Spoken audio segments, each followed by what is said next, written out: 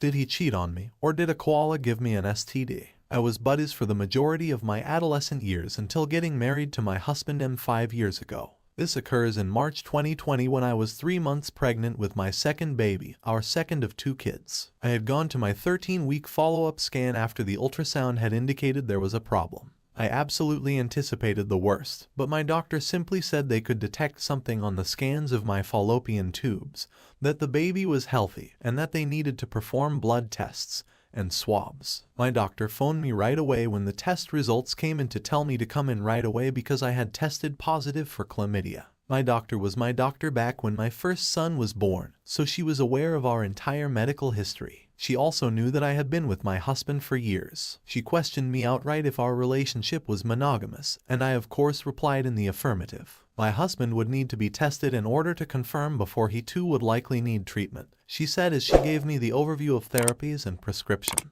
all with pitiful expressions. I was thinking it, and so was she. I developed an STD when my partner cheated on me. Even though I'm indignant and upset, I go home and take a long, hot shower to clean myself up before calling him while sitting in our house with our family portrait taunting me on the wall. He is at work while I sob on the phone, telling him that I just went to the doctor and found out I had chlamydia.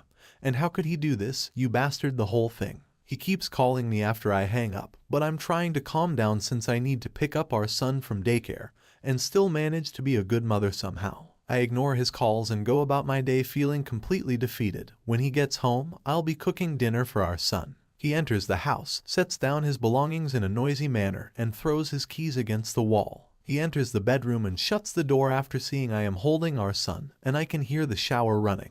I don't know what I was expecting, but this isn't it, which leaves me perplexed and even more hurt. I put our son to bed after finishing the bedtime ritual and feeding him. I went to my husband's room to talk to him even though I'm sleepy and it's around 8 o'clock.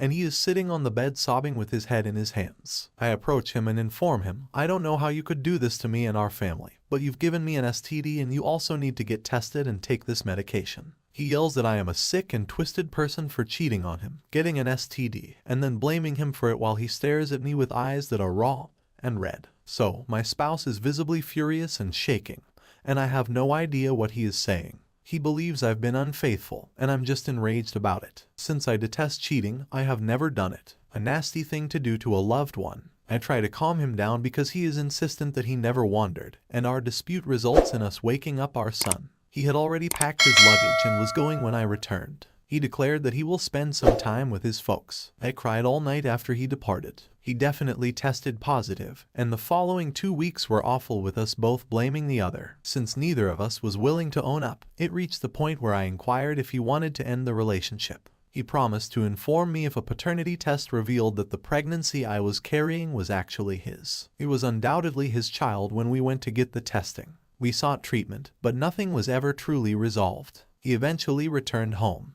A huge part of the reason I ultimately chose to accept that he had cheated and wouldn't own up to it was because of all of our history together with the knowledge that, in the end, I loved this man and didn't want a broken family. We simply carried on with life, albeit with a bit less happiness and sunshine. I liked him, and part of me worried that if he admitted it, it would get worse because I would ask for names, faces, and other personal information. As more time passed, I was willing to let it go. Now that it has been more than 2.5 years, Adam is browsing TikTok when this Robert Irwin video starts playing. He was describing how chlamydia poses the greatest threat to koala numbers. I saw him begin to put things together, and I swear if a light bulb had suddenly appeared within his skull, it would have shone out of his ears. He has since concluded that he may have actually transmitted chlamydia to me, although not dishonestly. And just wowzer at this point. So there were significant bushfires in Queensland around the middle to end of 2019. When Adam and I went to the Bohemian Beat Freaks Festival in September, we came across a ton of koalas that had been forced to move because of fires that had been raging nearby in the weeks before. They were just by the side of the road, weary. When we eventually stopped, Adam went to get some water for the unfortunate men.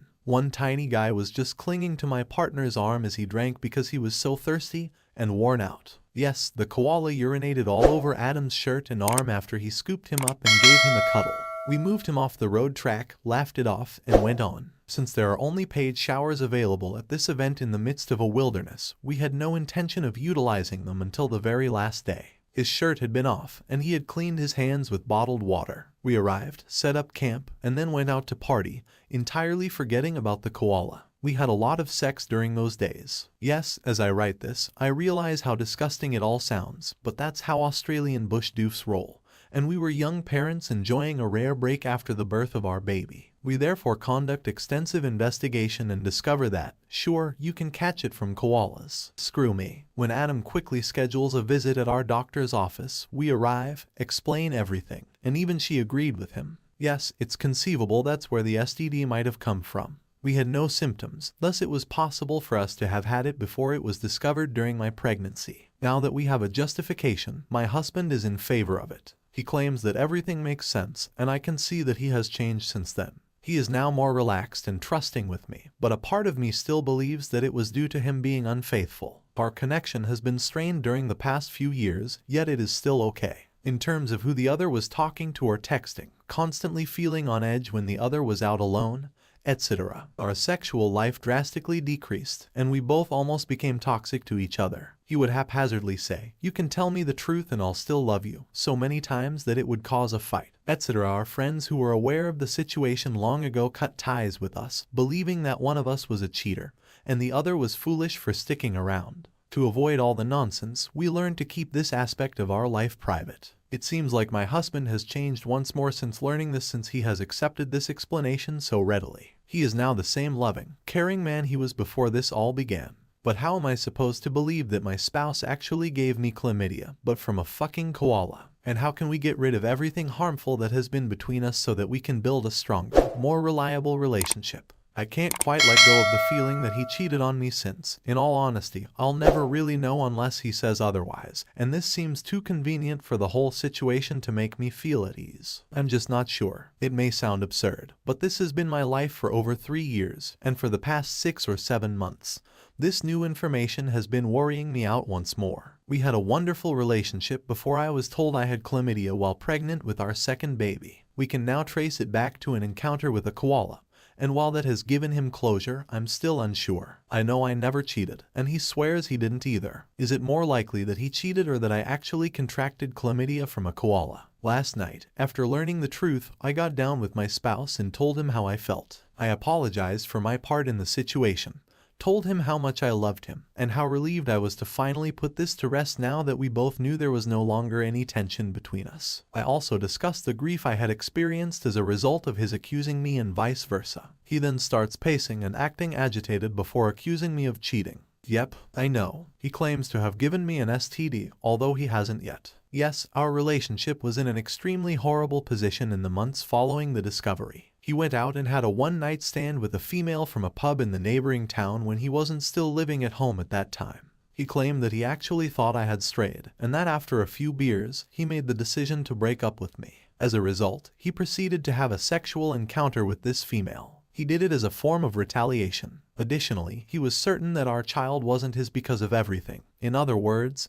he was in a really bad place. However, the following day we met, and this was the day I brought up separating. He claimed that right away he had regret and felt as though things were even now. He said he would stay if I did a paternity test and the baby was his, which he was, and that he would stay if I did. He reasoned that if I wasn't going to tell him I had cheated, then he wouldn't either. He only came clean with me now because he understood how foolish he had been, wishes he could take it back, but is powerless to do so, and now that he knows about koalas, he feels bad. When I inquired about the girl, he said that he just knew her first name, that he hasn't spoken to her since, and that she is unimportant. But this blows, my God. Recall how I wrote in my post that my husband has returned to being his loving, caring self since learning the news. Now that I understand, he was attempting to atone for his mistake. And people were upset with me for not accepting the possibility that a koala may have been the source of my STD right away.